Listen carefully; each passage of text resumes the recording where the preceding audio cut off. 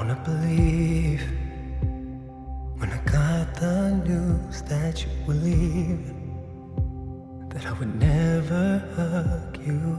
No, no, no, I'm not ready. I'm not ready to let you go. I don't understand how this is part of the plan. Can you tell me why? No, no, no, I'm not ready. I'm not ready to do this alone. So go ahead, dry your eyes, 'cause you were born to fly, and you will be alright.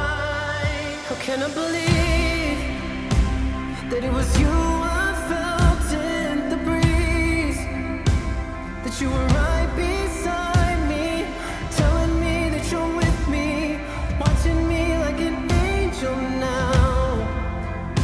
Don't worry, I'm always here in your heart, guiding you here in the dark. When you can't see me, I'm pushing you to grow stronger, pushing you to grow stronger now. I'm here, believe. Oh, would you believe? It feels though I've been released from all my worries. I wanna know that you're with me. I wanna know that you're with me now.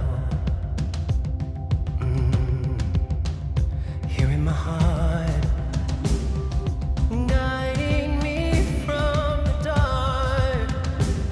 But I will always miss you. I wish that I could call you. Are you there when I call you now?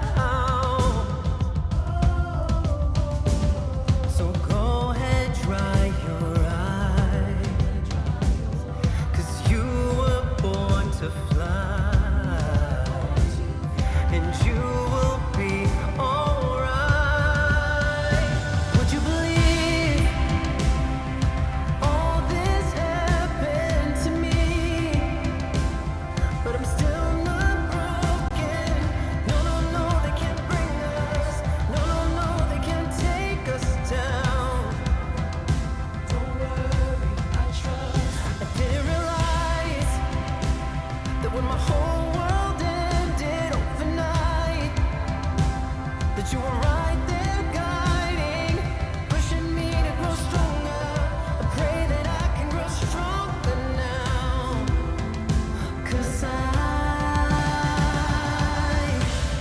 I lift you up, I praise your name. Oh, oh, oh, oh, no, I trust in you. We rise again. Would you believe all this happened to me? But I'm still not broken. No, no, no, they can't bring us. No, no, no, they can't take us down. Didn't realize that when my whole world ended overnight, that you were right there guiding me, pushing me to grow stronger, pushing me to grow stronger now. 'Cause I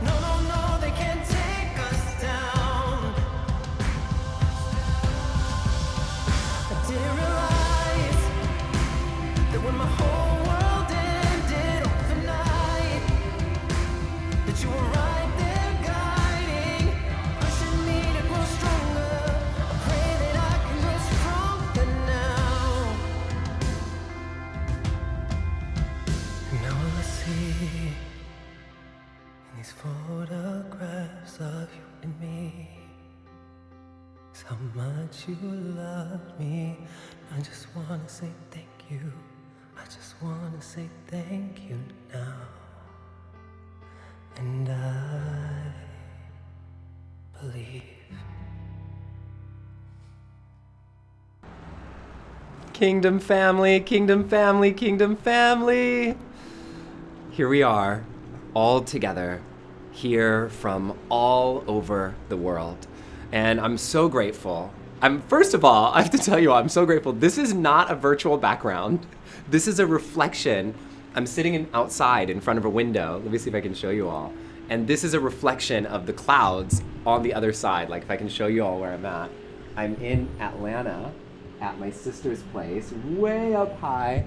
And so what you're seeing right now is a beautiful reflection of the clouds up above. And so if you hear a little outdoor noise, that's what's going on, but it's no big deal.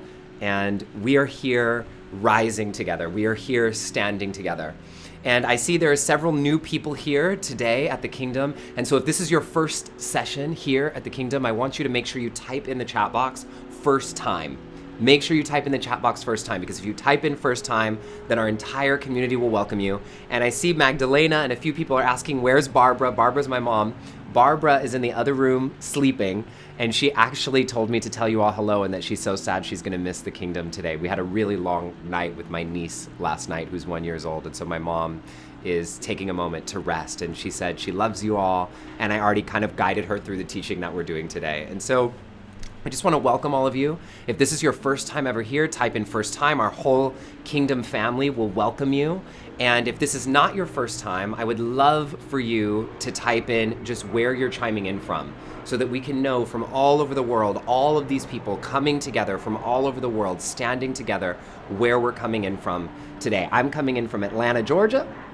If you all look at my Instagram story, I was in Alabama last night. I just got back today to Atlanta. I do not have this accent, but it's coming from being with my family, and I'm just so grateful. Hello, Danica, hello, and Brittany, hello, and Tim, hello, and hello, everybody first time, and Joe, hello. Look at all the first timers we have. You'll see our entire community will welcome you here. And so what I want to let you know is that for the Kingdom, all of our sessions of the Kingdom run kind of similarly, so you know what to expect. So the way that this will function is we always have a teaching or a practice, and we usually start with music or a song or some form of art or a poem to kind of anchor us into our hearts. The song you heard today was Believe, the song that I premiered a week ago, just 1 week ago, and so getting to see the live performance of that. And then we go into a big teaching.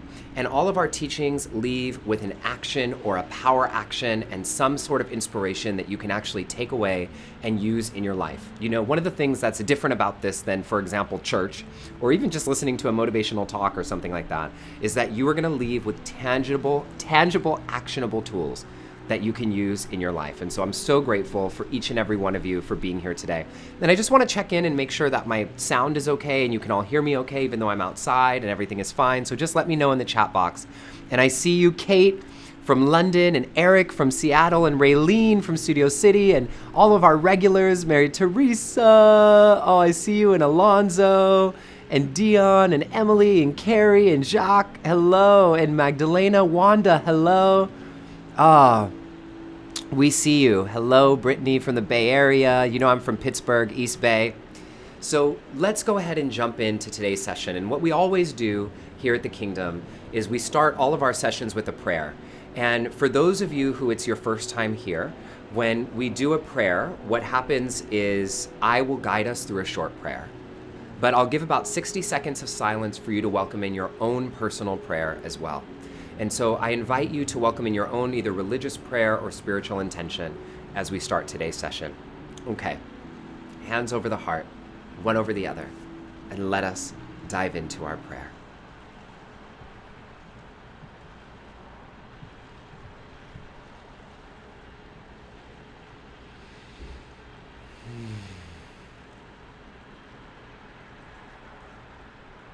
God, Spirit, Universe, all that is, all that has been, and all that ever will be, we thank you for bringing our community together.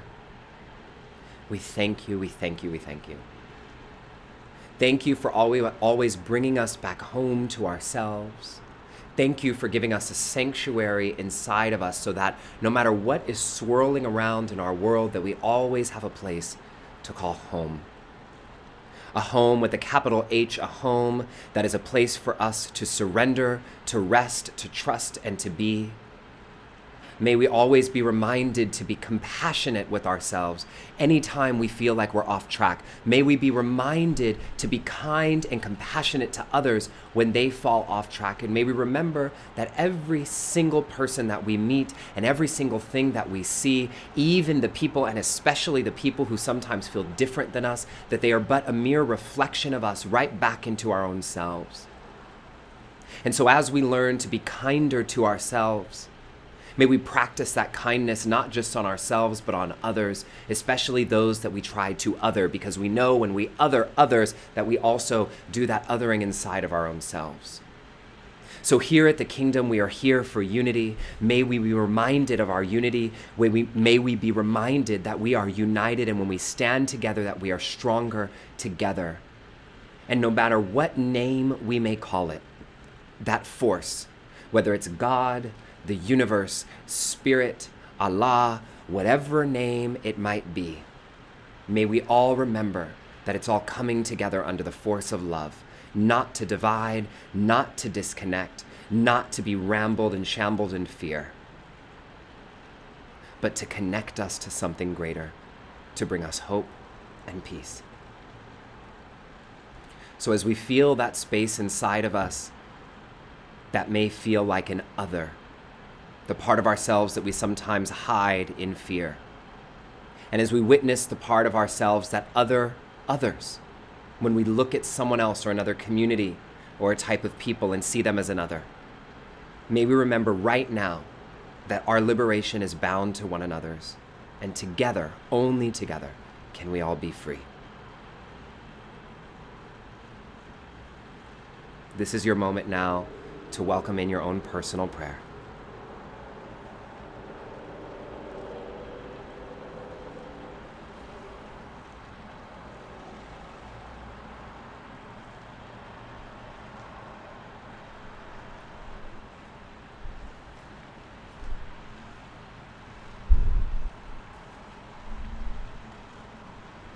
God, Spirit, Universe, all that is, all that ever has been, and all that ever will be, we thank you. Thank you for bringing our community together. Let every word that is spoken here today be for the benefit of all. So it is. Ashe, Aho, Salam, Shalom, Amen, Awen, Satnam, Om. Thank you. And may each of us hear the exact message that we're meant to hear today. Welcome, everybody. Welcome, welcome, welcome. I'm so excited to welcome all the first-timers here and all of our regulars coming back. When we drop into this space, it really feels like I feel the space of our family. Like this is really becoming a family.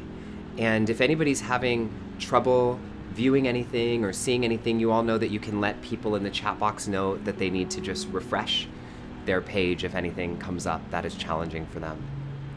And so this is the Kingdom. And today, what we are digging into is a topic that many of you have heard me talk about before.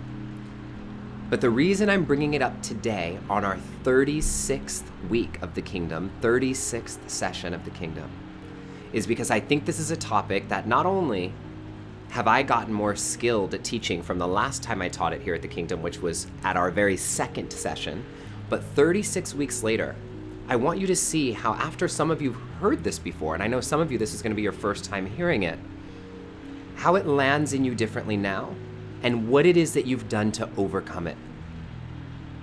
And for some of you who've taken the 40-day program, or you've been a part of the Liberation Experience, and you've been a part of the Kingdom, this is gonna feel like a little review. But the important part of a review is that you get to dive deeper and hear what you didn't hear last time. And so what I'm talking about today in this powerful session is, I think everybody's favorite teaching of mine, is the power of your hidden fears. the power of your hidden fears. Now, the reason why I say hidden fears is because fear comes disguised. Fear doesn't just come up and say, hey girl, guess what? You're scared, so I'm just gonna stop you from doing everything that you've ever dreamed of. So just listen to me, and I'm just gonna let you know you're scared. Fear doesn't do that, right? The way that fear comes is like it says in some of the Bible and other places, in all these different texts, it talks about the way that evil or fear, or whatever it is that we wanna call it, comes in like a thief in the night. It comes in hidden. It comes in disguised. Anyone who's read The War of Art knows about the power of resistance. Resistance is that thing that as you're trying to move forward, it pushes you back. And I'm pulling in a lot of concepts here because now that we're in this frame, I can bring you more context because some of you have been along for this journey for a long time. So we did a session on the power of resistance. We did a session on the power of fear. We've done sessions on all these different topics. So now you can see how it all ties together. And when we talk about this idea of resistance, what we're talking about is any time that you're giving up short-term pleasure for long-term sacrifice. This is from Stephen Pressfield from The War of Art. Somebody type this in. Anytime you're giving up short-term pleasure for long-term gain, there's a sacrifice that comes in there. And anytime we're going for that long-term gain and giving up that short-term whatever it is, there's something that's going to come up called resistance.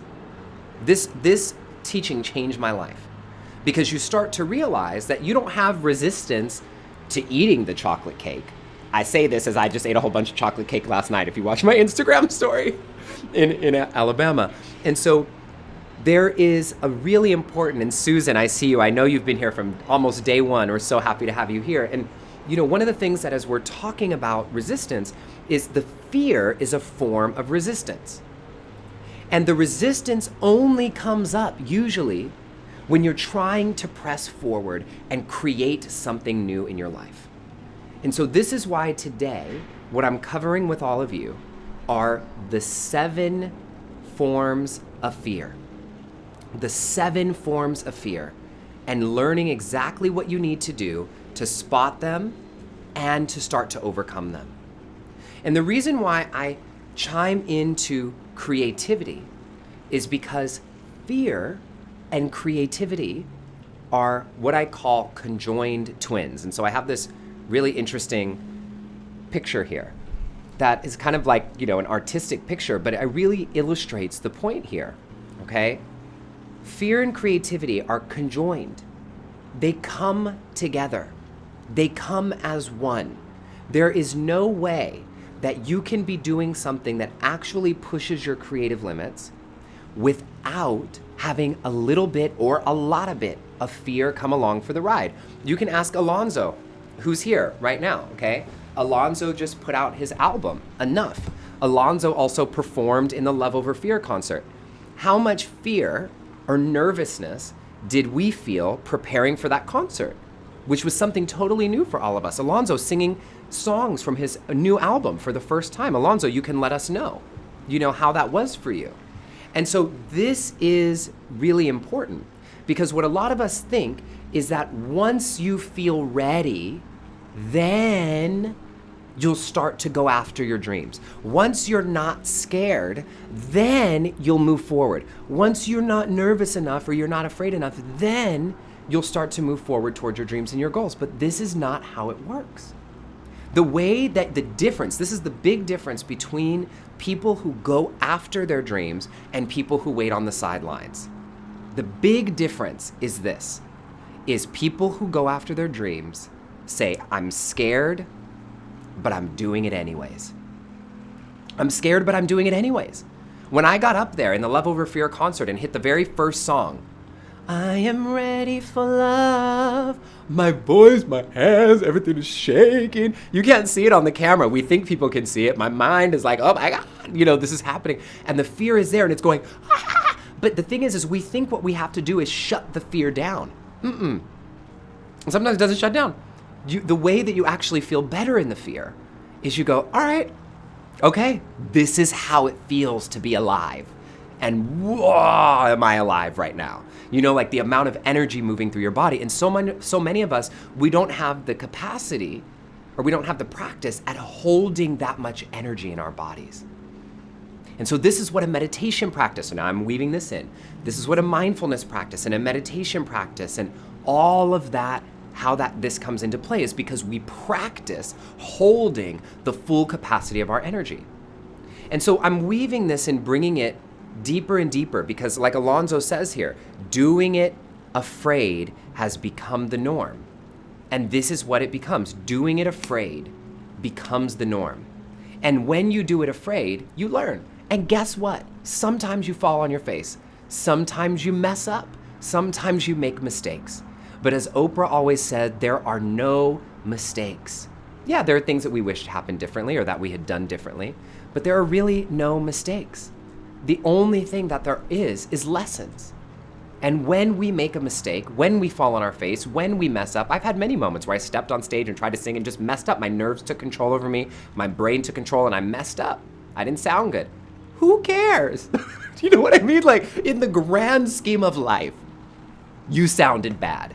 You messed up. You embarrassed yourself. Who gives a shit? Really? I mean, think about it. All the moments in your lives when you've been afraid or you've messed up or done something wrong. Yeah, in that moment, it seems like so huge. Life is over. No, it's not. No, it ain't. We saw Christina Aguilera, you know, try to sing that Whitney Houston tribute, 8-minute Whitney Houston tribute on the Billboard Awards or whatever it was a few years ago. And like had a mess up on the big moment. You know, she had a huge mess up. And like, imagine here she is in front of the whole world, right? If this moment defined her for the rest of her life, you know, we have to have moments. Beyonce fell down the stage, rolled, okay, down the stage. I think many people have seen that video. And so we can't let these moments define us. And we can't say because there are moments where we're gonna mess up, that we're not gonna continue doing it anyways. And so I'm giving you this level of context today before we go into the 7 forms. Because I want you to think of something in your life right now, this is when we put it into action, that you're afraid of doing. Okay? Think about something in your life right now that you are afraid of doing. Something you want to do, something you want to press into, and you're afraid of doing. Even if you don't notice it as fear. And if you can't think of anything, don't worry, we're going to help you unpack. So you might notice that there's fear coming up in a way that you didn't recognize. And I want you, if you can think of one of those things, I want you to type it into the chat box. I want you to type it right into the chat box. All right? It's funny, one of my fears, I'll let you all know, so I'll just tell you, I like to be vulnerable, which you hear, and just super transparent, that one of my things that I recognized a few months back is that I had a fear of dating again. Like I've been single for so long, you know, like several years, almost 4 years, something like that, 3 or 4 years, something like that.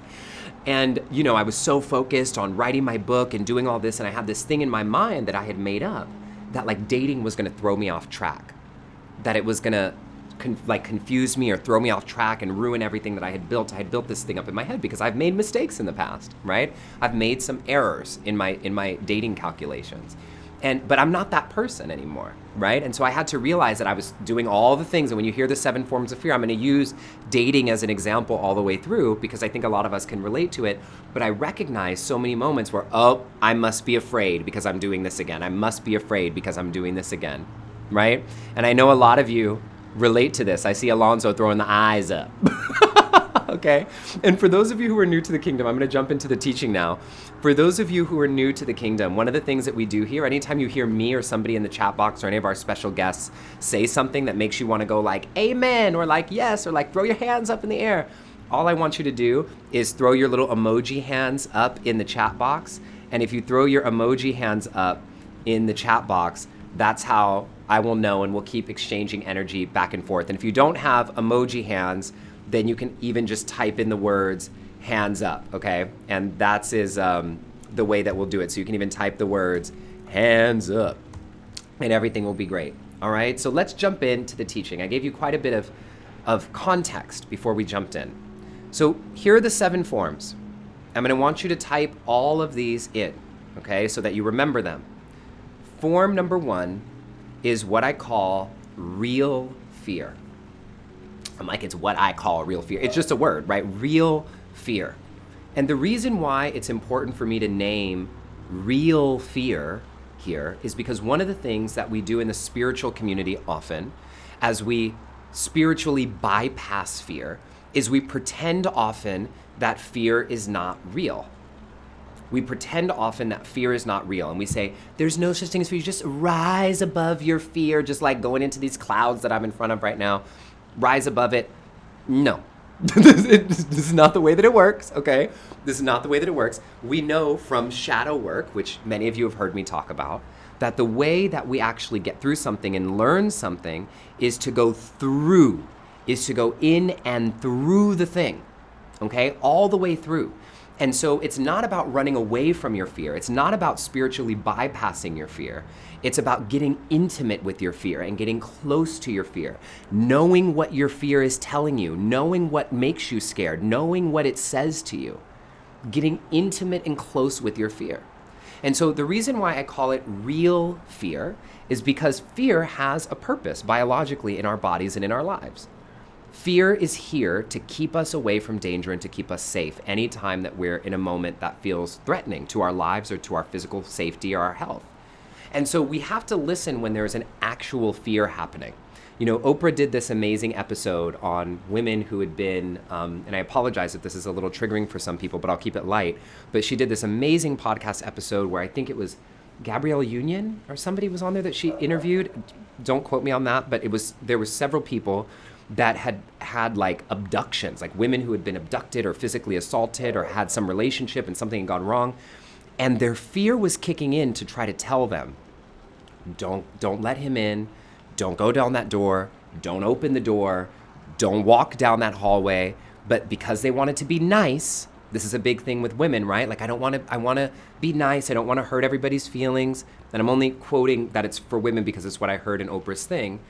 So often women and many of us will override our intuitive fear that is telling us we're in danger because we want to be nice or we don't want to hurt somebody's feelings. And so real fear is important, and we want to acknowledge that.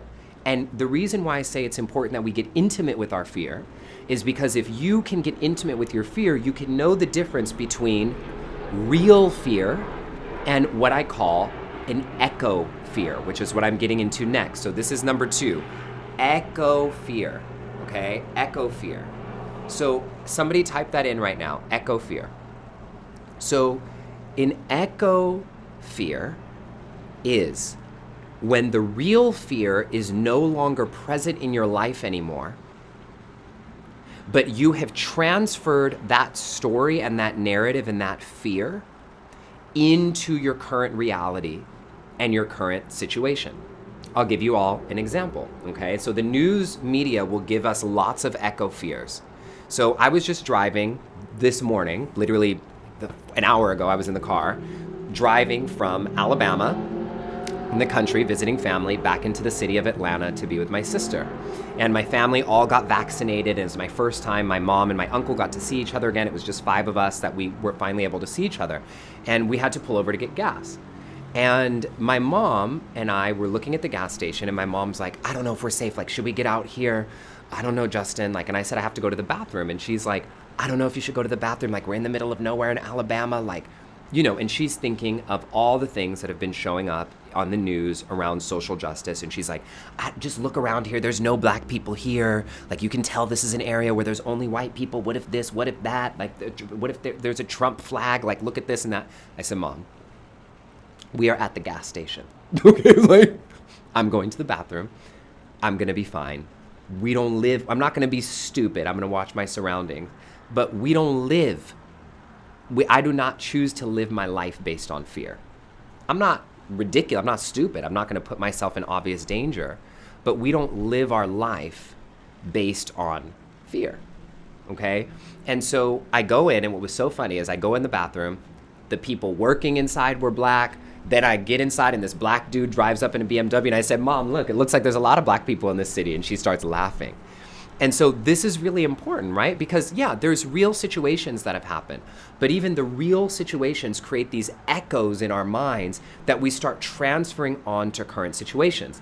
The reason I'm telling this is so you can start to see in your own life moments when you've made mistakes, moments when you've got on stage and messed up, moments when you tried to public speak and you stuttered and fumbled and made and failed, moments when you've been in a relationship and it did throw you off track, right? So now there you are in that relationship 2 years ago, 3 years ago, 4 years ago, 10 years ago, that threw you off track, that was bad for you, that was toxic. And now today, the echo of that fear is here controlling the actions that you're taking now. And so, if that's the case, are you free? No. The fear is controlling you.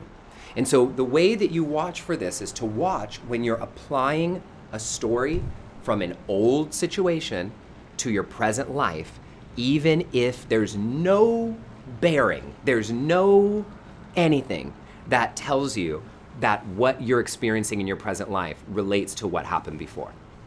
Okay?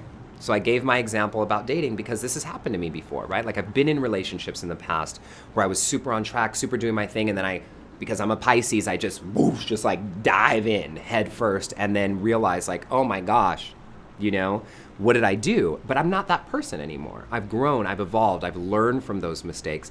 And it doesn't mean that I'm gonna make those same choices now, nor does it mean that the next person that I'm with is going to try to make me do those things, right? Or put me in a position that would even allow me to do those things, And I'm even in a space now that I could say that like, I'm vulnerable enough to name that fear when I'm even dating or in a relationship with somebody so that that person can help me hold myself accountable.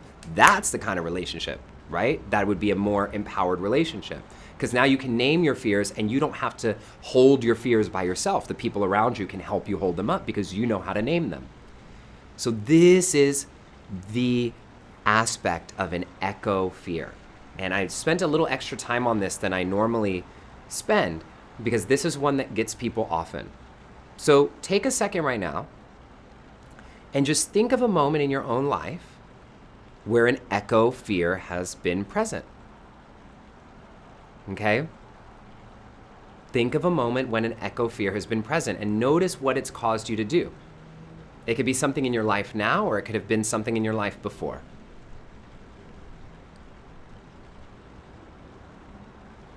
I love that, Anna. I'm not that person anymore. And I love this, Alton. I'm going to read what Alton just said. Alton says, love or fear. Your choice is clear. You can choose to go to a place of love in every situation instead of reacting with fear. Most people react, but self-aware people are creative. Creative, that's it. We are conscious that we are conscious. You create your life by what you think and believe and know, and I will add to that, and do. Be the best you can be with each choice you make. Amen, Alton. This is beautiful. All right, so let's move to the next form of fear. So number 1, real fear. Number 2, echo fear. Number 3, y'all know this one, perfectionism. Perfectionism. This is massive for me. This is like such a massive one for me. If you could see how many times I edited the little clip of Believe that I like posted on my Instagram today, you guys would be shocked, right? And I recognize, I'm like, oh, I'm being a perfectionist again. I must be afraid of being judged. I must be afraid of something. And when you get intimate with your fear, you know what it's protecting. So this is why you have to get intimate with your fear. Because when the fear comes up, it's coming up to protect something. It's coming up because it thinks it needs to protect something. It thinks that there is some danger. Usually that danger is related to something in your ego. And for me, the one thing that I know about my fear, this is constant for me as I've gotten closer and closer and intimate, is my fear is constantly trying to protect me from being judged. Because for me, as a kid, it wasn't safe to be myself, right? I was in the closet. I would get teased and bullied at school if I was myself, hiding from my family, all the lies. Like I had to practice being what I thought everybody else wanted me to be. And so there was a fear that came up, this wall of protection that came up that says, hey, Justin, if you're yourself, there is a danger, which was real. That was actually real in my life at a certain point. So thank God for that fear. But now that danger is not present, right? Even if I mess up something and people judge me, like, who cares? It's not going to, like, hopefully in most cases in my life, it's not going to actually impact my physical, it's not going to harm me in a physical way. But my body-mind system has programmed, this is where an echo fear, so I'll say it this way, this is where a real fear turns into an echo fear and then manifests in perfectionism. So they overlap, right? So I'm being a perfectionist because there was a real fear in my past that actually was useful for me to keep me safe because I didn't want to be judged or didn't want to be bullied or teased or whatever it was. And that manifested in an echo fear that is not present in my life now, but I'm making myself a perfectionist so that I don't have to feel that same feeling of being judged. Do you see how this works? And so if you get intimate enough with your fear, then you know, the perfectionism is coming. I know that I must be afraid of something. And that's the question I go to right away. When I catch myself being a perfectionist over and over and over, I stop, I take a breath, and I ask myself the question, what are you afraid of? And then I'll usually say something, well, I don't want to sound bad. And I go, okay. And then I ask it again, what are you really afraid of? And I just ask that little Justin, what are you really afraid of? I'm afraid of being judged. I'm afraid of people thinking I'm not good enough. I'm afraid of this. Okay. And then I just this is where the compassion comes in. Then you really go to yourself, your hand over your heart, you reach your arms around yourself and you say, I got you. I got you. It doesn't matter. Even if you mess up, even if you make a mistake, I promise I won't let you go. I promise I won't beat you up. I promise I got you. And you might be afraid still, but you keep moving forward and you've now called it and you drop the perfectionism. Do you see how this works? And people who are close to me will see me do this. I get afraid often. I grew up with trauma. So that's probably why I teach all this stuff now and why I've committed so much of my life to this. And so it's not like I'm over it, I've grown to learn to live with it and learn tools and strategies on how to adapt to it.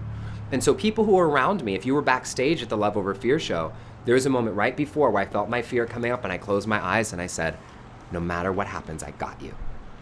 I got you. Because that is what the childhood me needed to hear.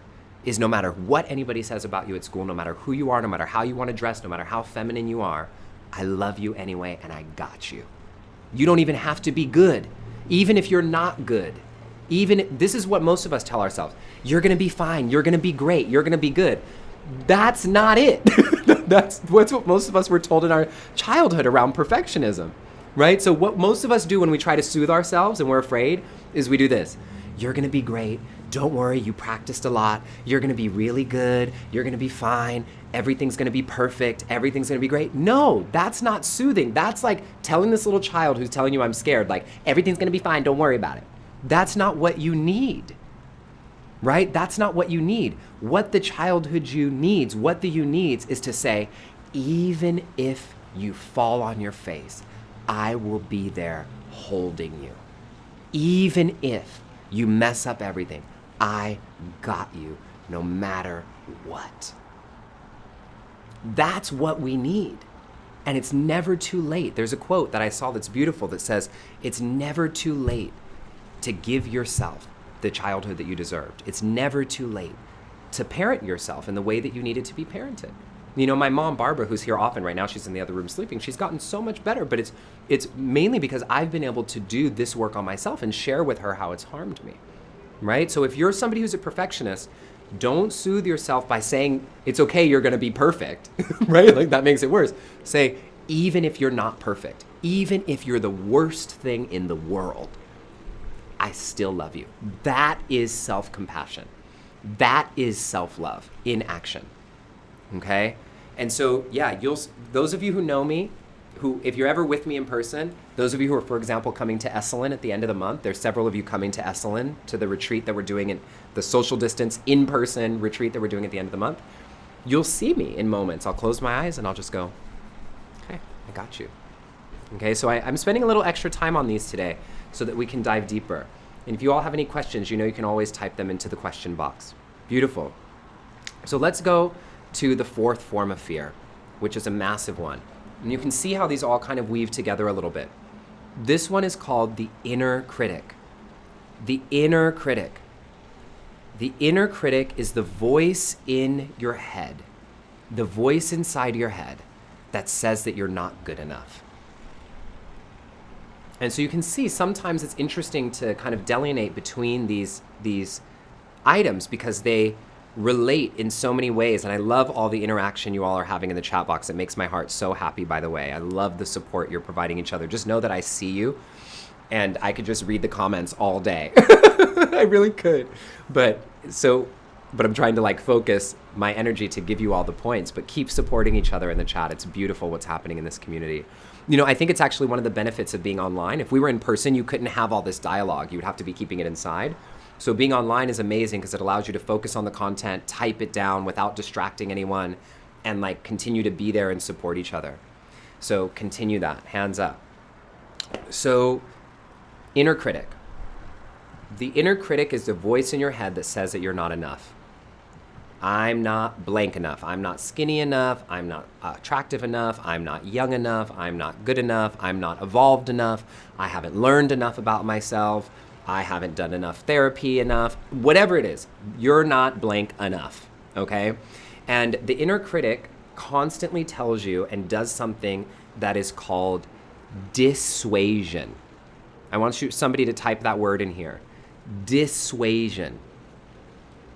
Dissuasion is the opposite of persuasion, okay? Persuasion is convincing you to do something. Dissuasion is convincing you not to do something. So dissuasion is that voice that says, you probably shouldn't do that because you're not whatever enough, okay? And that is the way that we actually learn to move through our fear, is by recognizing when our inner critic has taken control. Okay, this is the way that we move through this. Beautiful, dissuasion, I love it. And Anna opened her book to some moment in Stay Woke. I can't wait to see what you open to. And so as we recognize our inner critic, I want you all to remember, if anybody wants to go back and watch or listen to the episode of The Kingdom where I had the brothers Corin on, talking about small voices.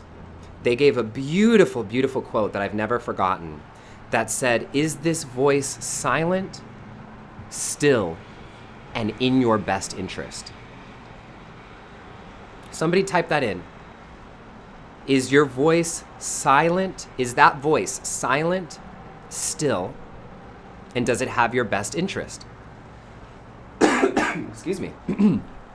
I just like breathed in some dust or something out here. So this is an important question, okay?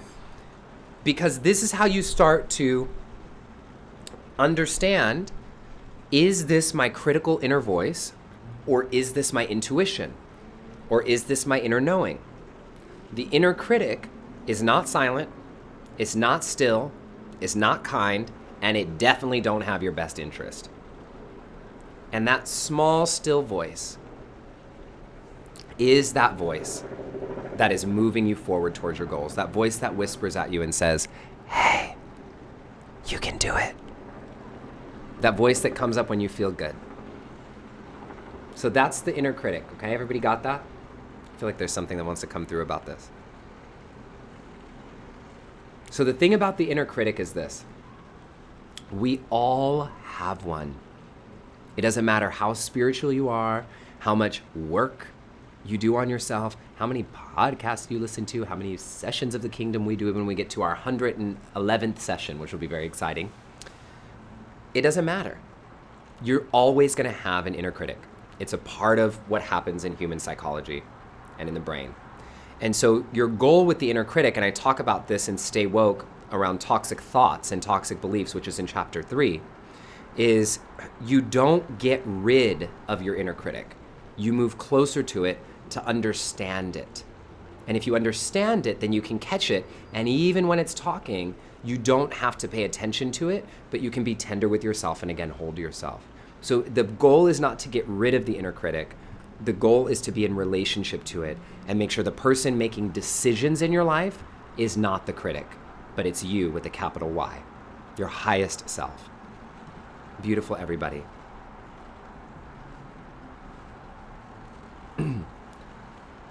Distraction. Distraction.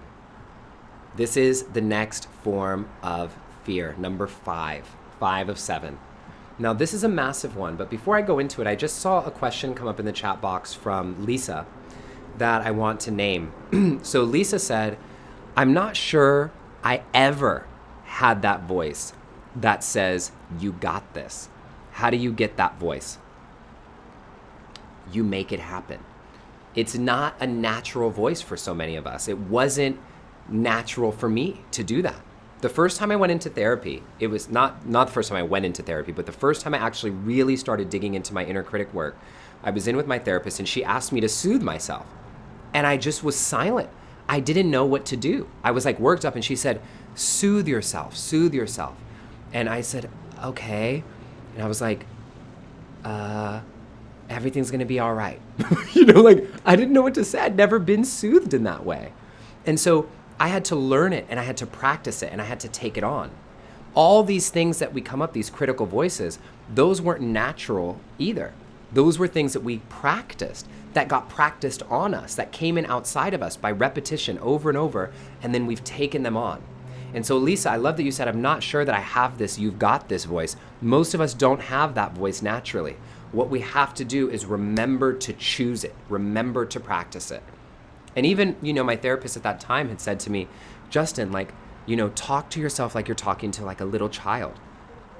I don't have kids. I didn't spend a lot. I have nieces now, so I get it. But back then, I didn't even spend any time around kids. I was like 22, at the time. I didn't spend time around any kids. So I still didn't know how. I was like, I don't really know how to talk to kids. I'm kind of afraid of kids. That's what I felt like back then. And, now I understand. You show up for them. You get down on their level. You say, it's going to be okay. I got you. And you just practice that with yourself. You practice it, you practice it, you practice it. And soon you start to see how it works and you start to believe it. All right. Everybody got that? Let's move on to distraction. Distraction is the 5th form of fear. Now, this one can seem more than it is, but distraction, the way that I like to talk about it is distraction is when you sit down. Okay, this is what a lot of us do, okay? You say, I'm gonna sit down and learn how to practice guitar. I'm gonna learn to play guitar. Okay, I'm gonna do it tomorrow at 5 o'clock, because this is when I have time. You go, 5 o'clock comes around, 4:45, you go get your guitar, you go and you sit down, and you look around and you think, you know what, I need to light a candle. So then you go get the candle. Okay, you know what, I need to go to the bathroom. Okay, so then you go to the bathroom. Okay, so now the clock is ticking. And then you sit down and you say, gosh, you know what? I'm feeling really inspired. Like, I'm so much more creative when my apartment is clean or when my house is clean. And it's kind of a mess right now. I'm just going to pick up this stuff real quick and just put this laundry in real quick. Okay, so you know what? I need to eat something. Like, I'm feeling like my energies are a little low. Let me eat a little snack real quick, and then I'm going to sit down. Next thing you know, you cleaned your house, put in the laundry, you cooked, you lit the candles, you put out the Palo Santo, and you practiced guitar for 10 minutes because then you got tired or didn't do it at all. You know what I mean? So this is why I say it comes disguised, because it's not coming up in this big way. Distraction isn't one that comes in this big way that's like, you're scared. It doesn't come like beating yourself up. It doesn't sound like an inner critic. It just is like, oh, you know what? I should call my mom real quick. I should call my cousin real quick. I'm going to try this new recipe. I need to clean my house. Meanwhile, your house been a mess for a whole week, and you were able to get everybody else's to-do list done. You were able to get everything else done that everyone else expected of you, but now that you're sitting down to do the thing that is for you, that is for your growth, that it's going to give you that long-term benefit, now you got to clean the house to focus. You didn't need to clean the house to focus the whole week for everybody else's stuff that needed to get done. Now you got to do it today. I see you all. You're feeling attacked, right? Because this is what we do. This is what we do. And we come up with really good reasons of why it is that I see you, Fernanda and Brittany and Alonzo. This is why we have to watch it. This is why we have to become intimate with it, because we can know when this distraction starts to come up.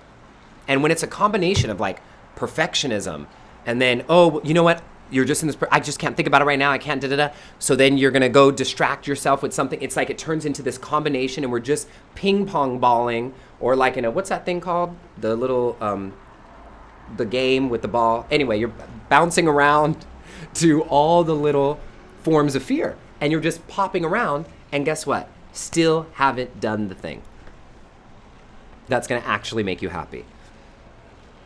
And so this is it. You know, this is a one, and the distraction one is, I think, one of the sneakiest ones, y'all.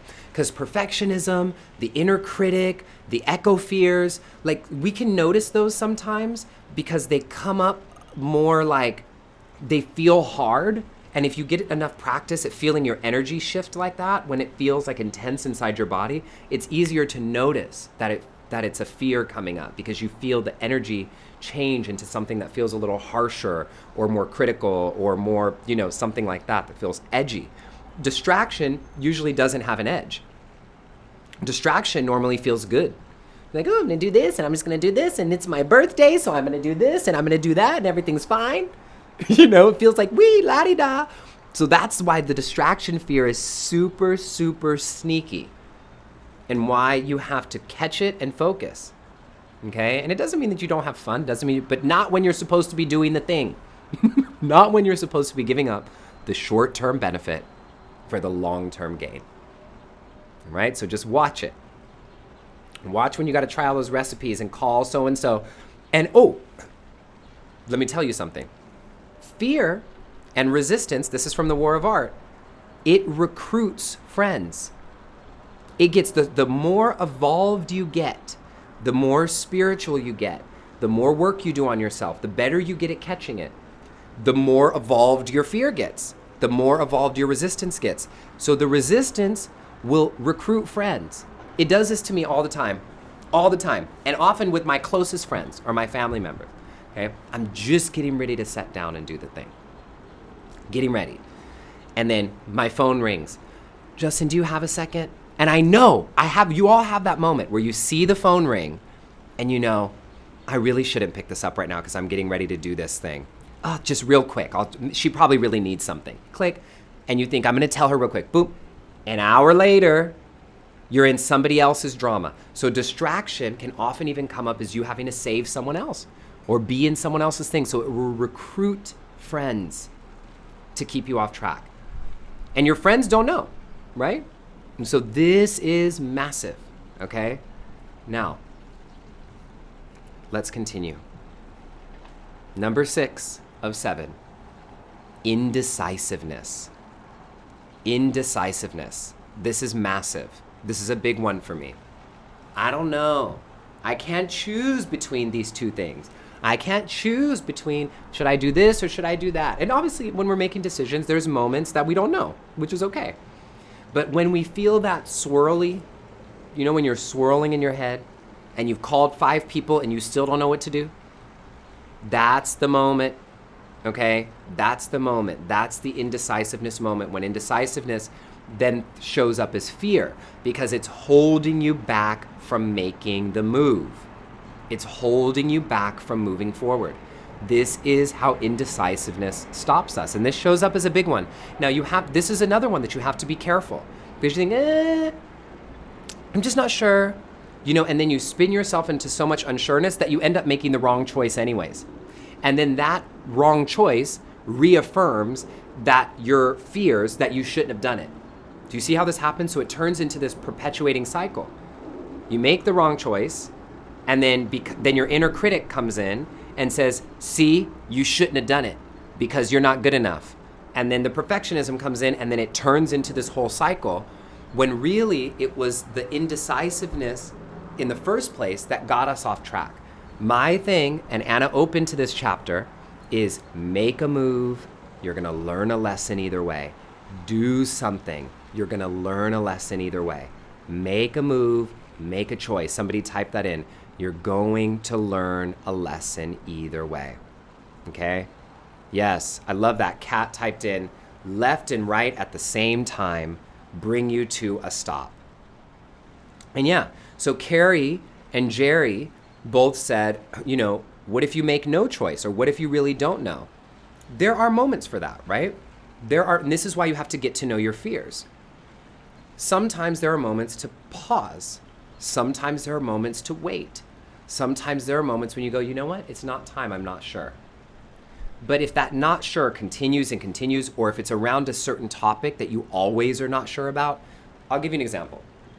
When it comes to me with stuff with music, obviously music is the area of my life where I've had a lot of trauma and stuff pushed down. And so when it comes to music, I know that my fear comes up and it comes disguised.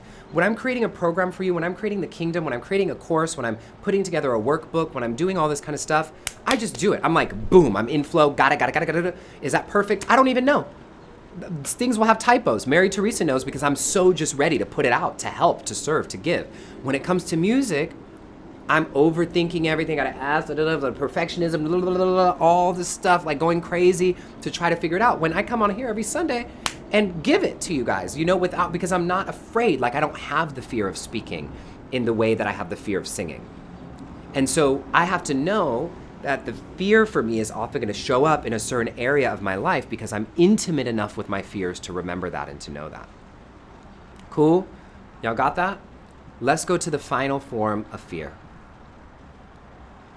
Conspiracy. The final form of fear is conspiracy. Now, Brené Brown has this beautiful definition of conspiracy that I love so much, okay? And it's when you have a story with limited factual data points that you fill in with your own values, your own ideas, and your own beliefs. Okay, thank you for retyping all of them. So this is conspiracy. A story with limited factual data points that you choose to fill in with your own values, your own ideas, and your own beliefs. It's the, I would have done this, I should have done that. You guys have to excuse my my southern accent because I've been around my southern family all week. So here is an example. I'll go back to the dating example. Okay, and this one just happened to me, to be honest with you, not too long ago. And I know this stuff, but I caught it. I caught it literally in the act, like in the instant. And this is why our practices matter, because you don't have to go down this rabbit hole. So I'm texting someone, okay? Texting somebody that I'm kind of getting to know. He's texting me good morning and good night and kind of regular. And then I text something really nice. I texted something really, really nice. And I said, it's been really, really lovely getting to know you. I'm really enjoying this connection that we're having. That was the text that I sent, something like that, okay? I sent that text, heard nothing. Nothing. No response, no heart on my message, no smiley face, no nothing. And this was after like we had like a 3-hour long talk on the phone, talking on the phone for 3 hours until I was falling asleep, felt like I was in high school. And as I'm, wake up in the morning, or that night, actually, I sent that text message. It's been really lovely getting to know you. And I don't hear anything back. And so right away, and because I know that I had the fear, dating is a fear area for my life, right away, the stories start. The stories start in my head, okay? Oh my God, did I say something last night did I say something last night that turned him off? Did I say something? I start looking through my text messages. Maybe the message didn't send. Well, it says delivered. Let me go on my phone and check my contacts to make sure I have his number right. Even though the number didn't change. You guys know, okay, I'm giving you the story because you all know. Then we jump, and then this is the moment when I caught myself, okay? This is the moment when I caught it. I caught it when I went to go call one of my friends and tell her the story to see what she would have said, okay? And then I went, you're in conspiracy. You're in conspiracy. And you're afraid. And so then I go to the question right there in that moment. What are you afraid of? And I'm like, I'm afraid of being alone. I'm afraid that this person doesn't like me. Okay, and then what are you really afraid of? And it goes back to that same fear. I'm afraid I'm not good enough. I'm afraid something's not good enough. And then you hold yourself, Justin, you're enough. Even if this person never texts you again in your whole life, I got you. Even if you said something so stupid last night, I got you. You're gonna learn from it. So I'm giving you this dating example, but you can watch it in all the ways that you do it in your own life. At work, with family, with friends, when you see something on the news, and it goes to the collective. When you're watching, look at what's happening right now with the facts and all the assessments that we're making on them in social justice and in politics and in everything that's happening. There's so many conspiracies that we're making up, okay? And so in that moment, I centered and I said, what is in the highest good for me to do now? And what I know from all the work that I've done on myself, the Justin who is here speaking to you with a capital J, who's fully empowered, who isn't letting the inner child take over, what that Justin would tell me to do when I'm in that right mindset is text him again. Hey, I sent you this text last night and I noticed that you didn't respond and I'm feeling a little vulnerable about it. Is everything okay? Wow! What a freaking revolutionary thing to be vulnerable and just to know that it's okay, right? So do you see how easy this is versus calling this person, calling that person? Alonzo, you know, when we had a moment, Alonzo had called me and there was a moment that he had had. And I won't go into your whole story, Alonzo, I promise. I'll keep it very light, but I'm just giving you this example of the sentence that I like to use when I'm having to be vulnerable with people in this way is one that Alonzo said so beautifully, is the story that I'm making up in my head. That's how you lead into the sentence. The story that I'm making up in my head is that I said something wrong last night and you're not texting me back because of it. Is that true? Or can you help me understand what's going on? This is the way through your conspiracy. To name it, you distance yourself from it. The story that I'm making up in my head is this, right? And when we can say that, you can use that in all of your relationships. Anytime you're making up a conspiracy, if you use that example, the story that I'm making up in my head, you one, distance yourself from the conspiracy, you step back in your power, and you be vulnerable and name what it is. And so that's what I did in that moment. I text him and I said, hey, I sent you that text last night, and the story that I'm making up in my head is that I said something wrong and that you're not interested in continuing to talk with me. Is there any way, like, you know, what's going on? And he was like, oh my God, one of my friends came over to surprise me, because it was my birthday and they weren't here for my birthday, and then I wasn't with my phone. I'm so sorry. Of course, I'm super enjoying getting to know you, you know? And that's what happened. That's all that it was.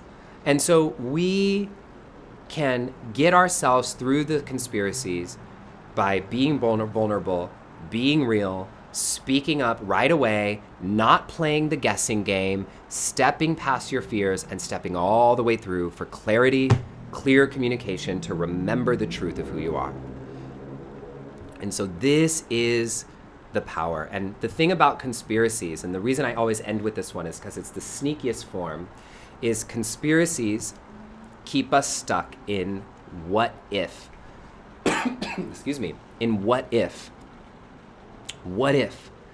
And that's what a conspiracy does. And remember, in the definition of it, and I'm going to end here, is we start to fill in with our own values, ideas, and beliefs.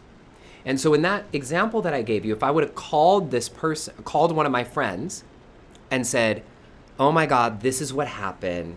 He didn't text me back. And then I go through this whole story of what I said last night. And I said this and I said this and maybe it's this. And my friend's saying, gosh, like, I can't believe he didn't text you back. Like, I would have texted back. Like, he ain't even shit anyways. Like, you deserve more than this. And again, all your own values, ideas, and beliefs. The only fact is I sent a text and they didn't send it back when I expected. That was it. That's literally the only fact here. Everything else is your own values, ideas, and beliefs. And often when we fill in with those values, ideas, and beliefs, what happens is it ends up what it ends up doing is it ends up kind of reinforcing the fear in the first place and keeping you stuck, which would keep me afraid of dating because my friends are now corroborating on all the things that I think are wrong. And I'll tell you, so I gave you all like a half-assed version of the end of that story. So I'll tell you the real thing that happened, because we're a family here. The real thing that happened with that story is the next day, he ended up texting me and said, I so appreciate your honesty here. Let me tell you what's going on. And so he calls me and he tells me, and it was beautiful because my vulnerability and my honesty and my not doing a conspiracy gave him permission to know what my values were and how I was going to show up. And anybody who knows me knows I'm not the person who you're gonna get it like straight from me. Like, I'm gonna tell you what I feel, I'm gonna set the boundary, I'm gonna say it how it is. I'm not playing guessing games with anybody. And because I show up that way with people, it gives them permission to show up that way if they will. And so I showed up that way with him, and he calls me right away. And the next day, actually, when he was off of work, and he said, look, I'll be super honest with you, and I'm so grateful that you were this vulnerable. He's like, I'm really enjoying getting to know you too. And I recently ended things with one of my exes, and we're kind of in this in-between space, and we're seeing each other, but we're not seeing each other, and we're not together, but we're not totally separated. And I'm really enjoying getting to know you, and I just want to be really respectful of your energy and your time. And so I was not sure exactly how to respond to that, because I want to just sort a few things out for myself first so that I can, like, you're so worthy, you're so everything that I want to come to you super clean and clear. And I don't want to have anything like that. And so just give me a week or two to figure out what's going on, and then I promise I'll let you know. That's what actually happened. And so the beauty in that was so magical, right? Was so magical, because now I got to see, I got to be witnessed, I got to be vulnerable with somebody, I got honesty, there was no guessing, I didn't have to keep talking. And because I showed up, it gave him permission to show up. And this is what we do in our own lives. This is what I've done with my family. This is what I've done. You show up, you model it for somebody, and it gives them permission to go, oh, because guess what? Most of us don't have relationships with people in our lives that are like that. Most people don't have relationships with family, with friends, with parents, where they're going to tell you how it is. They're vulnerable, they're honest, you don't have to guess, it's a safe space, you don't have to worry, they're straightforward. Most of us don't have that. So we assume that everybody's operating on this kind of like fear, like, I'm not sure, I should guess, I'm not gonna say anything, I shouldn't say anything, maybe it's too much. If you show up differently, you let people know, whoa, this is a powerful way to show up. And then it gives people permission to show up differently themselves, and that's how you teach them. There we go. Anna, I love it, Anna. So this is how it is, and this is why we do the work. Because when you can show up that way for yourself, and you can show up this way for other people in your lives, then yeah, they may not get it right away, but I promise you, if you're consistent with who you're being, vulnerable, clear, direct, honest, people will start to show up differently in your life, even if they don't show up that way with anybody else. I have friends who tell me, you're the only person who I can just talk this way with. And it's not just because I'm some magical whatever, it's because I show up that way. And so I'm teaching them how to show up for me, because I show up that way for myself. And so this is the power of fear. So I'd love to do just a quick recap with you all on all these sessions, and I want you all to type them in. Number 1 is real fear. Number 2 is echo fear. Number 3 is perfectionism. Number 4 is the inner critic. Number 5 is distraction. Number 6 is indecisiveness. And number 7 is conspiracy. And I'll end us today with this amazing quote by Shelley Tagelsky, who many of you know from Pandemic of Love. And I'm going to pull up a performance of Alonzo to end our session as a surprise today. You'll have to give me a second because I didn't have it ready. But I'm going to pull up one of Alonzo's performances from our show for you all in a moment. So stay tuned. And here is one of my favorite quotes from Shelley, who is the founder of Pandemic of Love. She says, there are 2 types of people in this world: the what ifs and the why nots. Don't be a what if. They are paralyzed in their analysis. Be a why not. Why not me? Why not now? Why not us? Why not believe? And see what happens next. And that was a text message that Shelly actually sent me a while back. And I'll tell you, there's actually more to it. There's more to it that I don't normally read, but I feel called to read it to you all today. Let me tell you. Don't be a what if. Let me see if I can find it really quick. I wasn't preparing to read this part of it for you all. Oh, paralyze would be a word to look for. Here it is. There she goes. Okay. So why not me? Why not now? Why not try and see what happens? Why not believe and then see what happens next? I'm here to cheer you on from the front row and hold you accountable. Do it all, but do it. I love that ending. Do it all, but do it. So I'll read this whole quote to you one more time, literally as it was texted from Shelly when I was going through a moment of fear myself. Okay, so this is how friends, this is how we can show up for each other as a community. So this was it. She said, Justin, remember what I said to you. There are two types of people in this world, the what ifs and the why nots. Don't be a what if. They are paralyzed in their analysis. Be a why not. Why not me? Why not try? Why not believe and see what happens? Why not see what happens? I'm here to cheer you on from the front row and hold you accountable.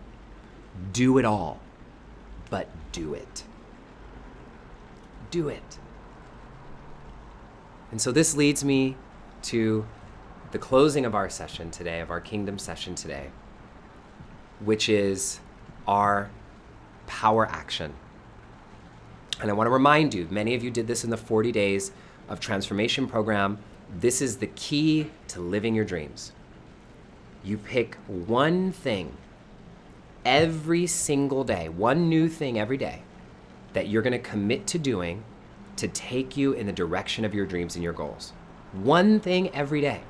And the reason why I call this a daily power action is because we have long to-do lists. All of us, so many of us have long to-do lists of things to do, and very few of those things have anything to do with our dreams and our goals for our lives. We can fill our whole day with being busy.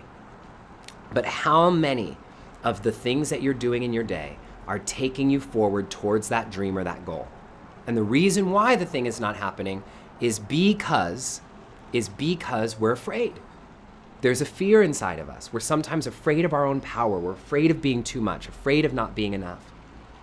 And so all you have to do, I've done this every day for the last 7 years, is in the morning, I wake up, I meditate if you're a meditator, and you pick one thing that you're gonna do that day that's gonna take you in the direction of your dreams and your goals. Sometimes that one thing is to sleep early. Sometimes the one thing is to send an email. Sometimes if you have a really busy day, the one thing is to send a text message. Sometimes if you have more time, the one thing is I'm gonna finish this section of my book, or I'm gonna rehearse, or I'm gonna do a vocal warm-up. One thing taking you forward. And the reason why it's one thing, Anna, which I love, Anna says she's a queen of to-do lists. The one reason why I say one thing is if you pick 2 things or 3 things, then what happens is you go, oh, I'm too busy to do all that. But if you pick one thing, this is the commitment that I'm asking you all to make to yourself. Every day, pick one thing, and you commit to yourself. I will not go to sleep tonight until that one thing is done. I commit to not going to sleep until this one thing is done. And so you pick something realistic that fits in with your day. And I've had many moments where I've gotten in the bed. This has happened many, many, many, many times, hundreds of times over the last 7 years. I've got in the bed and I went, oh my God, I forgot, I didn't do the thing. And if you pick one thing, you can get up and do it. If you pick 3 things, you'll be like, oh, I don't have time, I'll just do them all tomorrow. One thing, you're just like, let me just do it. And you can do it. Because if you're telling me that you don't have time to do one thing,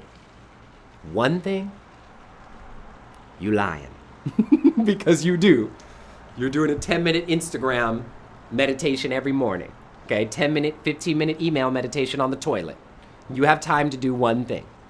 Okay? I don't care how busy you are, you have time to do one thing. So let's take a moment now as we close and place your hands over your heart, one over the other. And just take a full deep breath in and a deep breath out. And just call into your mind that thing that you're afraid of doing, that direction that you know you need to go in. And even if it's a baby step, even if it's the most micro step, the momentum counts. Every step forward, even if it's a centimeter, is a step in the direction of your dreams, is a step forward. So I want you to pick right now, as you're sitting here with your hands over your heart, one thing that you're gonna do today before you go to sleep tonight that's gonna take you in the direction of your dreams. One thing.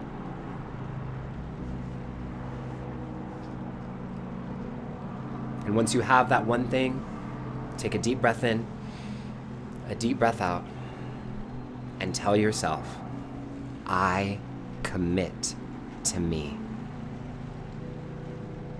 I commit to me. And then open your eyes and type it in the chat box, whatever it is. And I want to see you all typing them in the chat box. And as you're typing them in the chat box, Alonzo, if you're still here, I want you to tell me which song. You know, I'm just going to pick one. You already know which one I'm going to pick. Alonzo did an amazing performance in our Love Over Fear concert called I'ma Be Okay. And it's one of my favorite songs on his album Enough. And as you're typing in your commitments here, we're gonna all see each other, and I want you all to type in what your commitment is. Type in your one thing. And I want you all to respond to each other and tell each other, I got you. I got your back, just like Shelly told me. I'm cheering for you. I'm rooting for you. So you can type in each other's names and say, Lisa, I'm rooting for you. Carrie, I'm rooting for you. Will, I'm rooting for you. So type in what your one thing is. And so I'm gonna put on, give me a second because I'll have to fast forward it and find it. Alonzo sang this amazing song from his album Enough called I'ma Be Okay. And so now, without further ado, this was the song Alonzo had to do Afraid. Welcome, everybody. I am going to play our video of our brother Alonzo singing his song, I'ma Be Okay. Hold on. Here it comes. All right, here it comes. Friends and family, ladies and gentlemen, boys and girls, all genders, all people, I welcome Alonzo. We gonna be okay. Alonzo, everybody.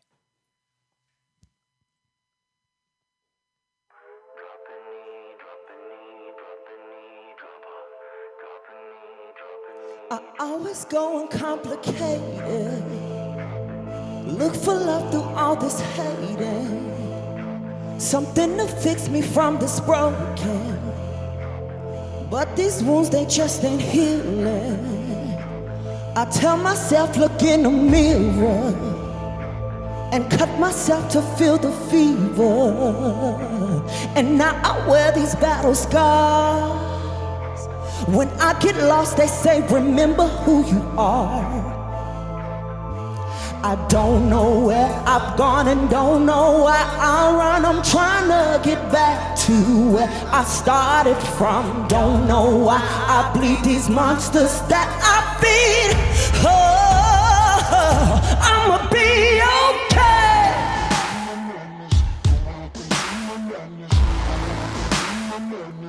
I'ma be okay.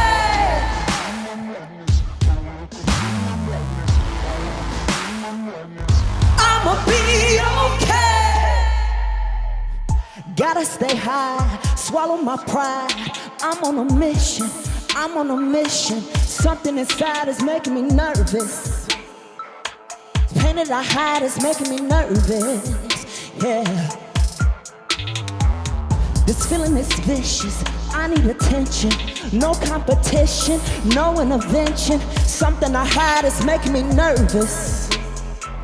But this is my life, something is broken, yeah. Don't know where I've gone and don't know why I run. I'm trying to get back to where I started from. Don't know why I bleed these monsters that I feed. I'ma be okay.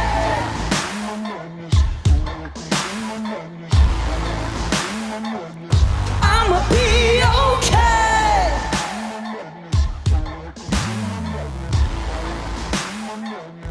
I'ma be okay. Don't know why I run, I'm trying to get back to where I started from. Don't know why I bleed these monsters that I feed. I'ma be okay. I gotta be, yeah. I'ma be okay, yeah.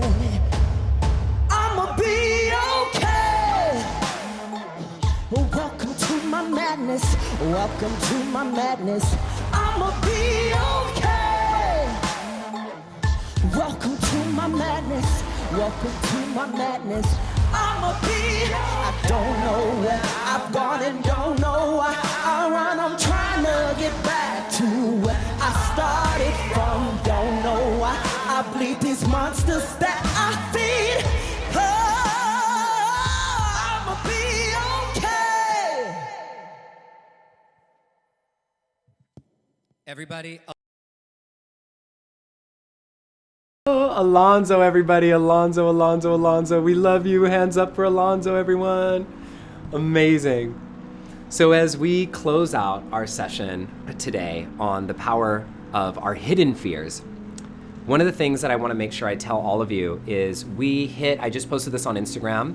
We have made it an aim by the end of this week, meaning today, to try to hit 10,000 listens of Believe on Spotify or Apple Music. And the reason why we're doing this is every single stream for the entire month of March, all the way till March 31st, 100% of all the money that comes in from us streaming the song Believe goes straight to families, straight to Pandemic of Love for people who've lost their parents and families from COVID. And so I want to make sure you all know that we've hit just over 5,200 or so streams between Apple Music and Spotify. And so if you all just go to Spotify or Apple Music and look Believe by Justin Michael Williams and stream it, you can just put it on repeat to repeat the one track, turn the volume down, and keep it repeating, keep it repeating, keep it repeating. Literally the best possible way and the easiest way, not the best way, but the easiest way that we can help support and make money for these families without any dollar having to come out of your pocket. And so it only applies for Spotify and Apple Music, not YouTube or not anywhere like that. Spotify and Apple Music is where it's coming. And so you can just search for it. And I will also put a link to it in the chat box. Here's your link to Believe. And so please stream it, keep repeating, do it for the whole next week, like all the way through the end of March. I think we can surpass 10,000 streams, and I know this community has done so much. I want to give as much to Pandemic of Love as we possibly can. So I love you all. Thank you so much for doing this. Do it tonight, do it tomorrow, do it all day. Stream it on your computer when you're not on your computer and on your phone when you're in the other room. We have it streaming on every device here, and if we all in this community did it, then we will actually be able to raise literally so much money for Pandemic of Love. It'll be such a gift to be able to help all these families who need us right now. And so you all know we're raising money for families and children who've lost their parents to COVID. All right? I love you all so much. Yes, Alonzo, let's get Believe to 1 million. Let's get Alonzo's album to 1 million. And let's close out with a closing prayer, shall we? God, Spirit, universe, all that is, all that ever has been and all that ever will be, we thank you. Thank you for helping us move past our fears. Thank you for letting us know that we're enough. Thank you for helping us remember that we're going to be okay. Thank you for helping us believe in ourselves and to have this community to support one another. We thank you for this growing community, 36 weeks strong and counting. May we be able to be together in person soon. Thank you, Spirit. Thank you, Great Spirit, for these teachings and these blessings that we can each ripple out into the world. So it is. Ashe, Aho, Salam, Shalom, Amen, Awen, Satnam, Om. Thank you. Goodbye, everybody. This is the Kingdom. Thank you for all the first-timers who are here today. And I will see you all right here in this special place next time. Mwah. Love you.